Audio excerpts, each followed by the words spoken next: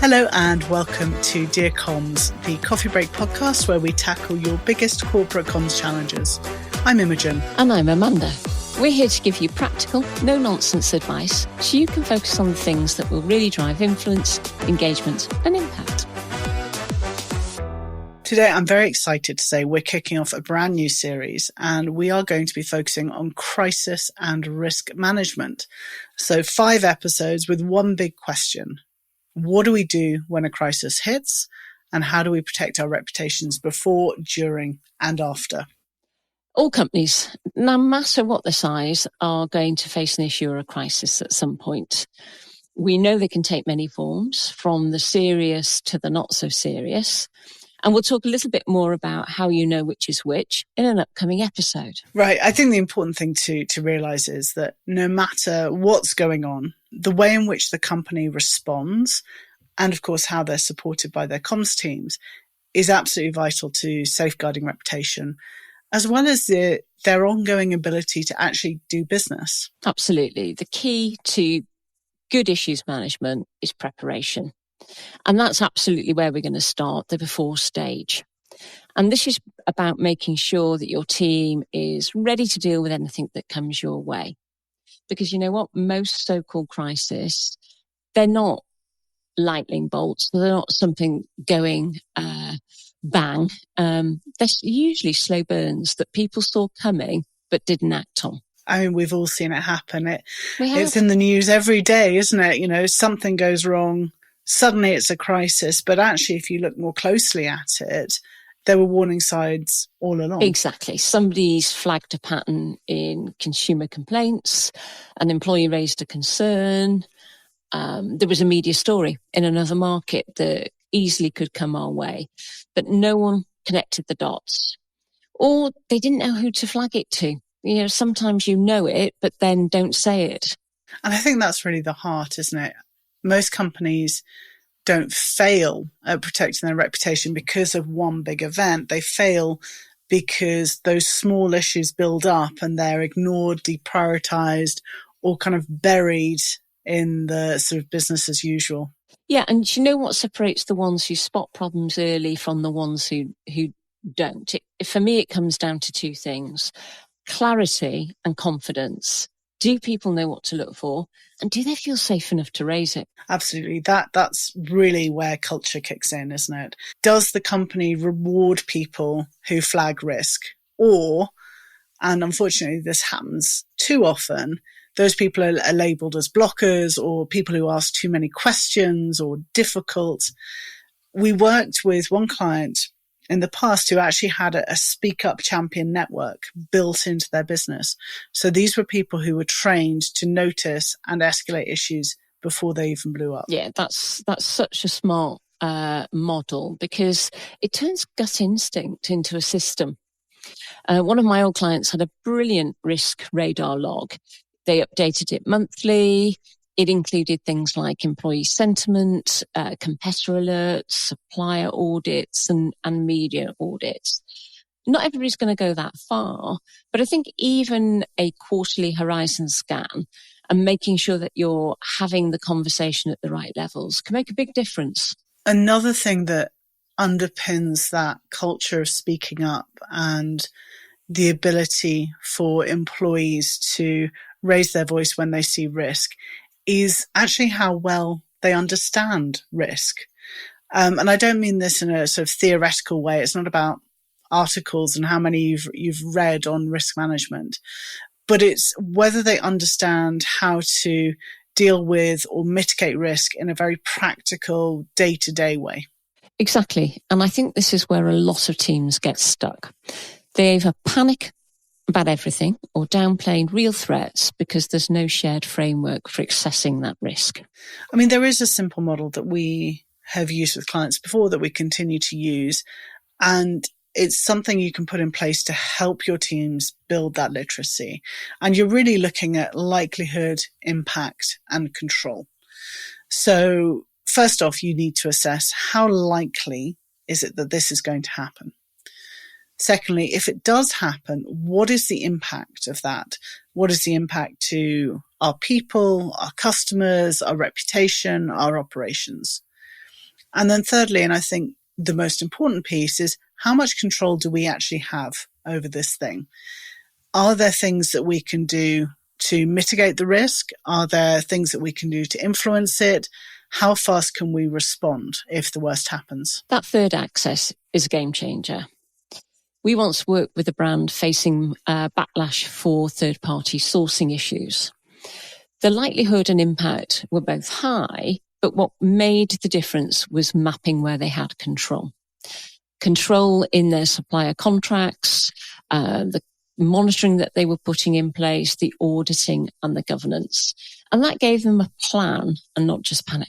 It sort of helps you pick your battles, really, doesn't it? You know, if something is low likelihood, high impact, and completely out of your control, natural disaster, for example, then you may need to just put in place monitoring and then have a response if and when it happens.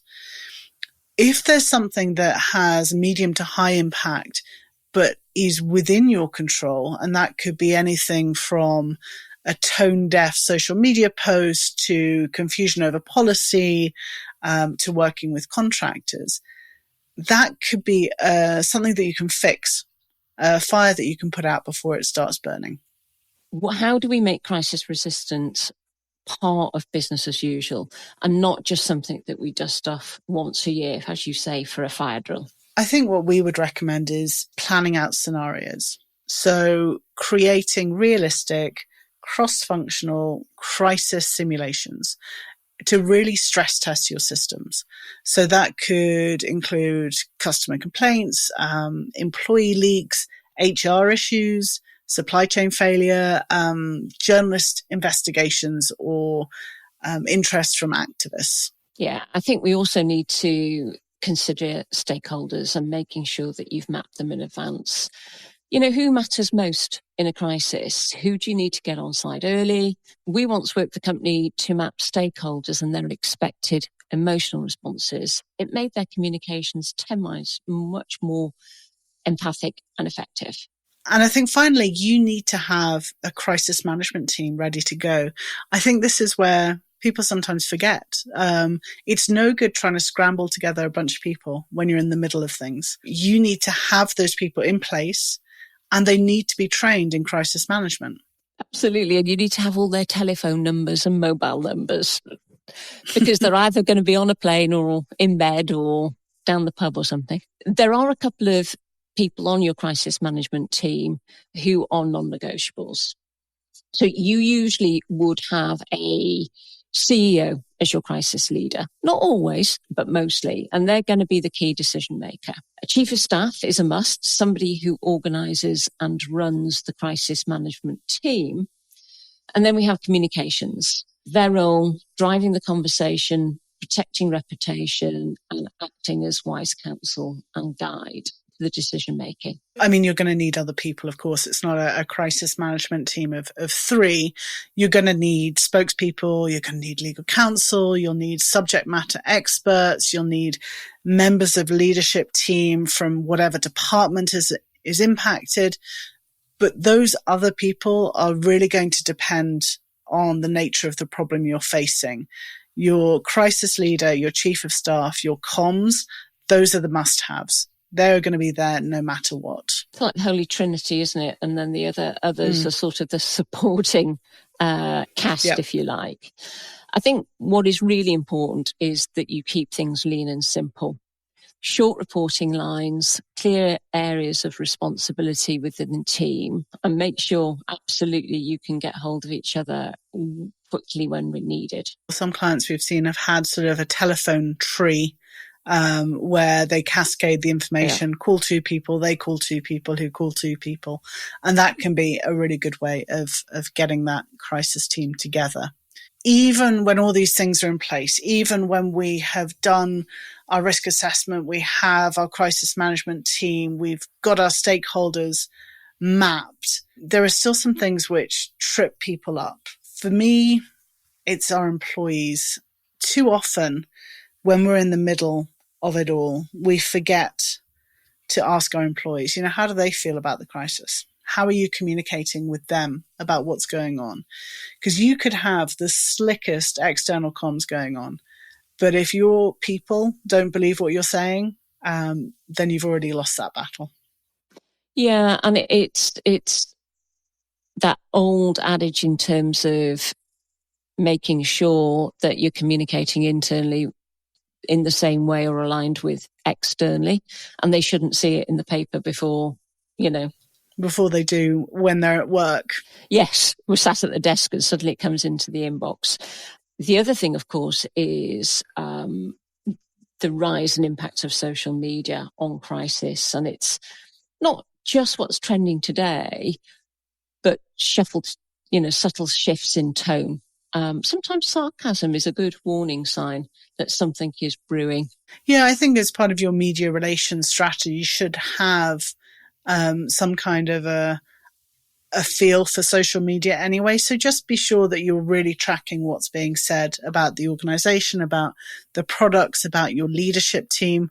And then you might be able to spot that something is coming up.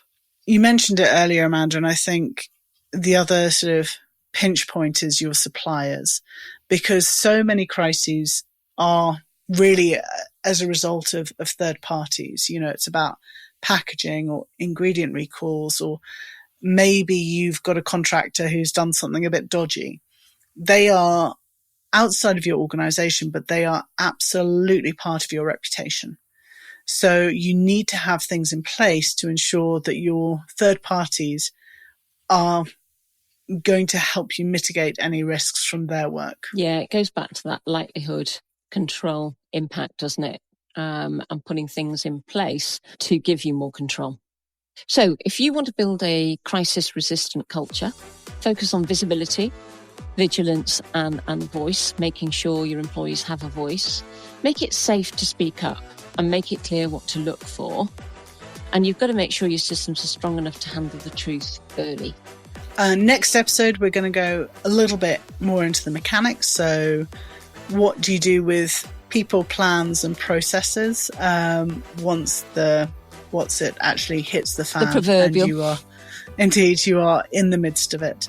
But that is for next time. So until then. Bye-bye.